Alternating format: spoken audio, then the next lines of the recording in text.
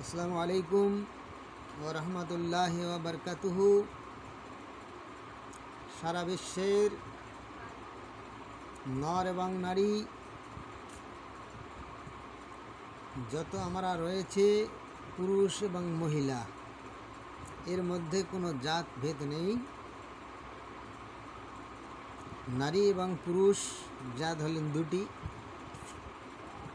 দুটি জাতের মধ্যে আমরা বর্তমান যে পরিস্থিতির মধ্যে রয়েছি, আমরা কেউ ছেলে বা মেয়ে মানুষ করে শান্তি পাচ্ছি না। বাবা যদি শাসন করে, ছেলে নিজের শাসন বেছে নেয়। মা যদি শাসন করে, মেয়েরাও শাসন বেছে নেয়। এবার বাবা শাসন করতে গেলেও ভয়াবহ, মা যদি মেয়েকে শাসন করতে যাচ্ছে সেটাও ভয়াবহ। এবার দেশের যা পরিস্থিতি, দেশের যা অবস্থা, এগুলো হচ্ছে কতগুলো সংঘদোষ, বন্ধু বান্ধবী এদের সঙ্গে পড়ে অনেক সময় মেয়েরা পথভ্রষ্ট হয়ে যাচ্ছে, ছেলেরাও পথভ্রষ্ট হয়ে যাচ্ছে। ছেলেদের ঠিক বয়স মতো বিবাহ দেওয়ার মনোভাব আকাঙ্ক্ষা বাবা মায়েদের পাচ্ছে না। মেয়েদেরকেও সেভাবে মানুষ করে অন্য কোথাও বিবাহ দেবে, সেটাও পারছে না। তো আমাদের এই অবস্থা।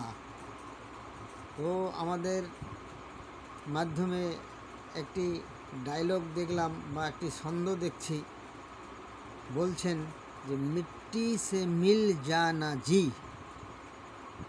बमन का बच्चा खाता है मुर्गी का काड़ी। मिट्टी से मिल जाना जी, ऐसा जमाना आ गया जी, बाप से बेटी राजी। ऐसा जमाना आ गया जी, बाप से बेटा राजी। জিনিসটার অর্থ করে দেখুন কি বলছেন। এমনই বর্তমানে যে জামানা, ছেলেকে বিবাহ দিতে চাচ্ছেন, তার আগেই বাবার আগেই ছেলে অন্য কোথাও রাজি হয়ে আছে। মেয়েকে বিবাহ দিতে চাচ্ছেন, মেয়েও দেখলেন মা বাবার আগেই তারা কোথাও রেজিস্ট্রি করে রাখছেন, নাহলে কেউ ভালোবাসে বসে আছেন। তো বাবা মায়ের রাজির, বাবা মায়ের মতামত কোনো প্রয়োজন নেই। মিট্টি সে মিল জানা জি, যদি আমরা মাটির সঙ্গে মিশিয়ে না যাই কৃষক বন্ধুরা, দেশে কোনো কোনো খ্যাত উৎপন্ন হবে না, সুন্দর রূপে ধান পাট হবে না, সবজি হবে না। তাই মিট্টি সে মিলতে হবে, না হলে এগুলো সুন্দর রূপভাবে আমরা করতে পারবো না। বামন কা বাচ্চা খাতা হয় মুরগি কা কাঁড়ি। এই যে বর্তমানকার দেশের মুন্সি মোল্লা বামন যা আছে, এরা শুধু কোথায় একটু নিমন্ত্রণের পাবে তারে ধান্দায় থাকে, সেখানে গেলেই শুধু খাবে মুরগি, মাছ, মাংস। ব্রাহ্মণ ভাইরা নিরামিষের মাধ্যমে যাহা পায় ছিনিয়ে নেওয়ার, এটাই হচ্ছে তাদের কাজ। সেটাই উদাহরণ দিয়ে বলছেন বামন কা বাচ্চা খাতা হয় মুরগি কা কাঁড়ি। এই হলেন দেশের পরিস্থিতি।